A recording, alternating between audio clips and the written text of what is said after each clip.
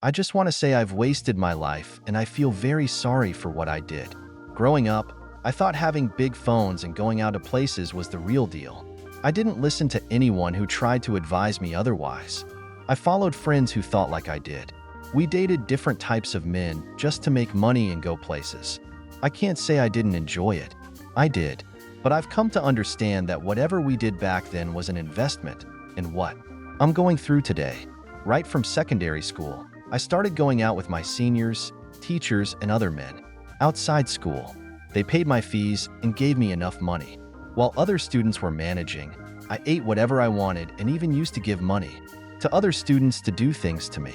I became a big girl right after secondary school. I went to the university but eventually dropped out because I couldn't study to have good grades.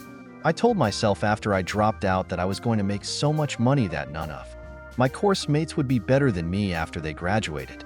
I started dating bigger men and demanded money while I gave them my body. There were days I slept with 6 or more different men.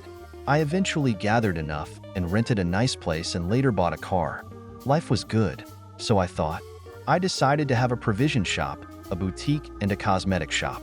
So I used the image I had built, especially as a result of the car, to date even bigger men. I have even slept with some ministers and MPs before. I gathered money and opened the shop too. I just wasn't getting enough of anything. I kept sleeping around. I refused to commit to any man. Married men and grown men give even better money, so I stick to them.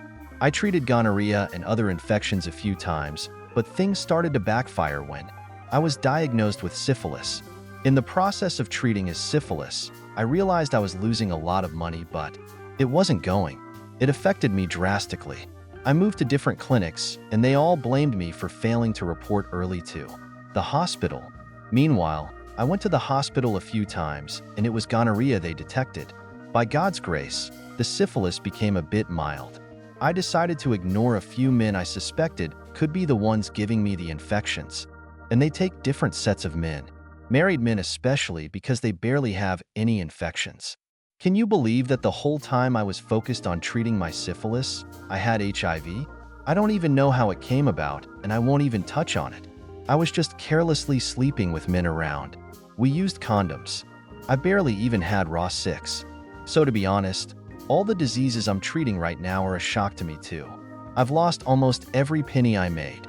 I'm back to living with my mother and still trying to regain my health. I regret it. Maybe I did too much. I just want to tell the young ladies out there to relax. Men should be careful.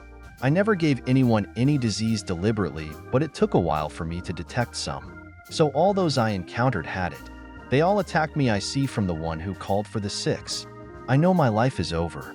I will just try to make the best out of myself with whatever time I have left on it. What I'm going through feels spiritual. I am losing too much blood and taking too many drugs. I don't blame anyone. Thank you for making me share this. Whether or not I stay alive, I'm glad I had the opportunity to share what I went through and to accept Jesus Christ. More stories, videos, and nuggets daily.